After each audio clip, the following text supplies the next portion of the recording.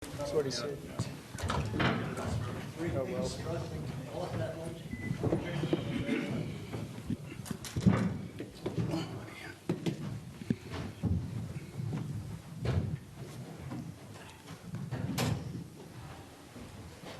Well, Ken, 10-goal win, but are you satisfied with that one tonight? No, I'm not satisfied, but I thought we played pretty solid football for most part of the night, and we'd rightly copped a fair bit, and we had to recover some of that, and we had to recover some belief in the way we play. So it was a good starting point, but it's certainly not perfect. You started well, but it didn't really take it on after that. Yeah, I disagree with that. I disagreed. I thought we played a pretty solid game of football for 4 quarters. I think we held the side to 50, and they beat Melbourne the week before. There were some things going against us early in the week that we were had to respond to, and then we also lost some players. So I thought it would be very disrespectful to Essendon if we said that wasn't a good performance. Well, comparison, Ken, to what you said last week, that lots went wrong. What do you reckon you got right tonight? I thought we just set the ground up pretty well tonight. I thought we were able to play the style of football. Because everyone says plan A doesn't work or you need plan B, or that's okay.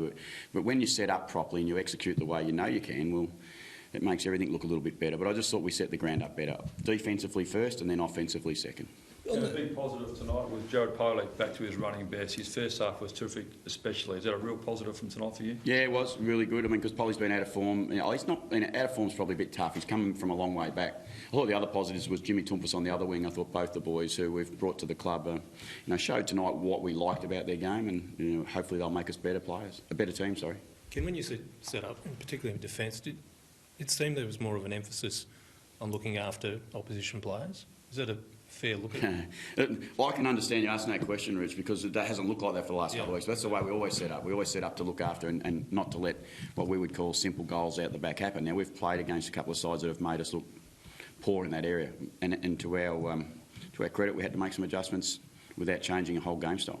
So where do you reckon you adjusted it best to get back? I thought our back six got it right pretty well, and held their shape and their setup in the positions they needed to be at the right times. No one could question the intensity of both sides, but pre-game, was that a big emphasis for you? Yep. What did you say to the players? Well, we needed to respond. I said that to the players before the game. We needed to make some sort of response to the way we played last week, because we had another 45,000 people here tonight who stick with us. I think that's really important for us to remember as a playing group and coaching group, that we have a responsibility to all those people who keep turning up for us, and our job is to respond to that. If we're worth something, we'll respond to that. And I said to the boys, you know what? Back in 2013, when we first came together as a group, we talked about the one thing we wanted to do was earn some respect back for Port Adelaide back then. Well, I think we're just as far away from that respect today because of some of the expectations that's been placed upon us. So we're just trying to earn some respect. We want to make our supporters, who again we're here tonight, proud of the way we play consistently, and at the moment we haven't been that. Charlie Dixon certainly earned some respect tonight with his performance. Yeah, as I said, I think Charlie's going to be a pretty good player for us when we get the game played the way we want to play it. Now, he's one part of the puzzle, but he's not all of it. So the boys learnt tonight how to use him effectively, better, with more opportunities. Charlie marked the ball a little bit better and converted some of his opportunities. Did you also learn to use him better as well? Because you say that players have learnt to use him better. You feel you've learnt as well? Oh, I think as a whole, the coaches, players, he's new, and I had one of the questions before the game tonight was, Charlie, and well, how's he going? I said, I think we've been a bit harsh. He's 2.5 games in. He's actually 2 games and 60 minutes into his time at Port Adelaide in game style. So he's getting used to us. We're getting used to him, and we've still got lots to improve on. You took a big step tonight, but what do you think you need to do to improve further? Oh, there's all parts of the game that we'd like to improve on, because we were nowhere near perfection. We'd like to certainly defend a bit harder. We'd like to use the ball a bit cleaner at times, and we'd certainly like to set up well around stoppage. So I've given you all parts of the game. We're not happy with our performance tonight, but we're respectful to the way we played because of the team we played against. They were coming off some, as I said, a positive performance last week. They would have been up and about. They would have seen the opportunity that everyone's seen when the names started dropping out of the side. They would have seen those opportunities. We had to respond. Were they older and braver, or did you just tell them to loosen up? I told them to play the Port Adelaide way. That's the way we play. But what they are is a very compliant group. They listen, they get the instruction, and they try to follow it pretty closely. Sometimes they only hear one part of the instruction. That's a challenge for us. We've got to be able to play with instruction and then play what the game gives us. Do you think they were freer in the way they went about it? Yeah, they are. Yeah, they were. There's no doubt about that. We made a big point of pushing that to play with a bit of freedom and use the ball the way we wanted to. Ken, Darcy Bird-Jones, he's tough and hard. He kicked a great goal as well. How did you see his first up performance? Pretty exciting, wasn't it, for us to see Darcy, because Darcy's worked really hard to get there. He's been a late pick. Parks and the boys have got another one. I reckon they've got it right. Played a bit of Port Adelaide footy. As you said, tough and hard. Kicks the goal and has to go for the blood rule. It's a fantastic performance first up. I think everyone will be excited. None more than Darcy and his family, and so they should be tonight. He'll play again next week, which is good. How's Paul Stewart?